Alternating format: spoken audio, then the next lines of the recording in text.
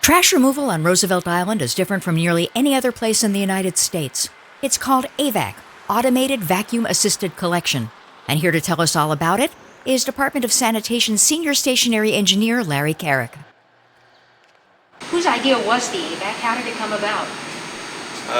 Originally, back in early 70s, there was a sanitation strike, and the island here, what they were looking for was to change the dynamics of the strike and having an ability to do a collection without impacting the unions and everything else, as well as finding an island that didn't have any traffic on it. So there was a underground setup to remove the vectors from the actual city itself. How does it work? Can you give us a tour? Sure. So if we're looking from this angle here, and this has to be a very good vantage point, there's two red pipes that come overhead. Those red pipes, one is an east side and a west side collection. The system is basically broken into two different parts. From the control room up top, and we can take a look at that in a little bit, there's controls to actually operate and bring back the trash. So the east side, there's two cylinders on the top up there. You can see on the right and the left to the far side. The trash comes back, goes into something called a cyclone separator. Those separators allow the trash to come into, again, the cyclone, and it drops in. There's a container, and you see what we have over here. This particular container goes inside the chamber. So the whole area is under a vacuum. Down below, what we've done is we now have turbines to use as a vacuum, similar to what you have at your house, a vacuum cleaner just with suction on it. So the lines are basically just under vacuum. We open up each individual building. When the building is opened up, there's a guillotine valve that opens, and the garbage gets sucked back. As it comes back in either one of these sets of pipe, it's an 18-inch pipe inside diameter. The trash gets brought back. It falls down into the compactor, which is basically a large knife, which opens once the trash lays on top of it, and it basically pushes it into this container, fills it up, and when we get to about 12 tons, 13 tons of trash, the container gets removed from that chamber. That big blue door you see over there opens up, and then you'll see wheel assemblies that are over here, and these wheel assemblies allow the container to move out, and the Department of Sanitation comes by and picks that up about 4 times a week. The side, you'll see the actual trolley on the top. That whole thing opens up. The actual container gets rolled out, goes out the door. This container, and you'll see there's, like, we call them jacks, those yellow trolleys that you see over there that are on a chain. So it goes underneath.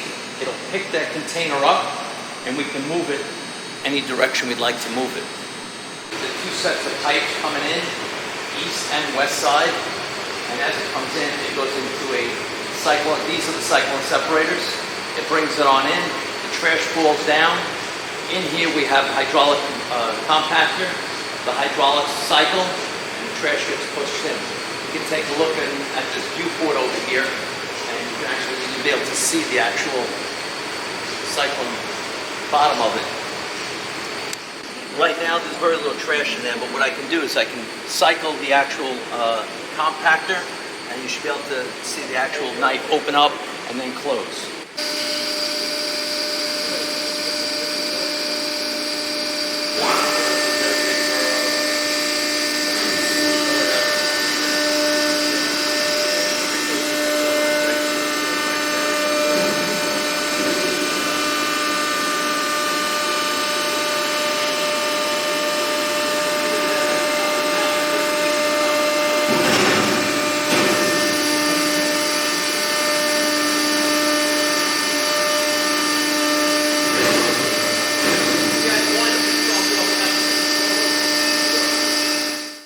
Vantage point, we're looking at the 2 main pipes, east and west side, coming on into the cyclone separator. As we were talking earlier, we end up having a lot of damage from people that throw garbage away, hockey sticks and glass bottles. This is one of the wear points that you see right here. So over the course of time, as the garbage comes in, it hits in this getting holes in it. As those holes get larger and larger, we patch it, and to a certain point in time, I would organize to get a larger patch and remove the entire section of that particular separator. If you look at the other one that we have over on this side, you can see how there's about 4 or 5 different patches on it, and we work on that. As that starts to wear out and we start layering the patches, we'll eventually take that whole section out and put a new section in from soup to nuts. All right, so what we're looking at right now is the control room. If we're looking over here, this is the computer that controls everything. So we have our east and west chamber, and at the same token, when we are going to operate, we'll go to this particular page, which is all of the valves. So there's approximately 40 valves for the whole island. Each building has at least one valve on it. From this particular area, what we do is we actually monitor.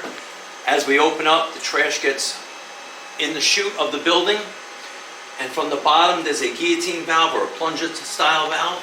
It gets opened up, the trash then falls down, and under the vacuum gets brought back through these pipes into the cyclone separator up top. One of the things we look at as well are some of the pressure gauges, which are showing our vacuum as it's coming through the pipe and differential pressure. As I said before, we have to have 4 exhausters, so as we turn them on through the computer, everything shows up, as well as the compactor, the trash coming in, and so forth. We also have the ability up over here, through this particular local panel, to monitor and to operate the entire system without the computer. Well, this was all brought in about 10 to 15 years ago. Again, changing out our pumps, our vacuum system down below, which were the exhausters, to now they're turbines, and it's a soft start, variable frequency drive units. This is our, I guess, the relic of the facility. From this particular location, we operate everything that's on the floor. So the containers that have to get moved, the doors, the wheels that have to be operated, as well as moving the containers from side to side.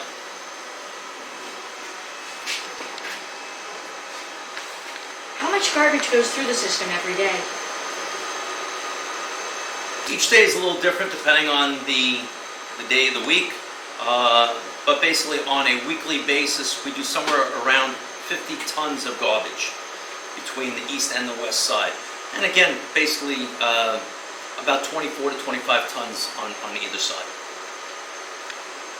How difficult is it when you need to wait for parts and personnel to come from Sweden?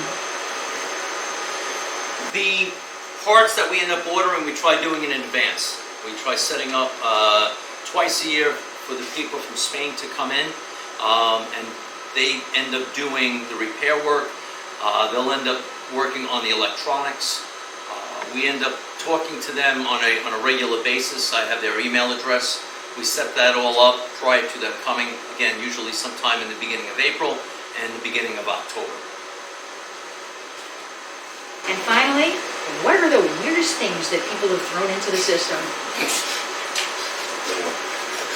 Keith, what do you think? Weirdest thing we've ever picked up. There's been baseball bats. People have taken apart their beds. You know, the slats, the wood. Hockey sticks. Christmas trees. Christmas tree, we've had a Christmas tree. We've had carpeting. All these things that we tell people not to do, they end up doing. There's no rhyme or reason to what we have or what we don't have out of that particular system. Our thanks to Larry Carrick and REAC Communications Director Bryant Daniels for the tour of the AVAC system. I'm Anita Bonita for Channel NYC.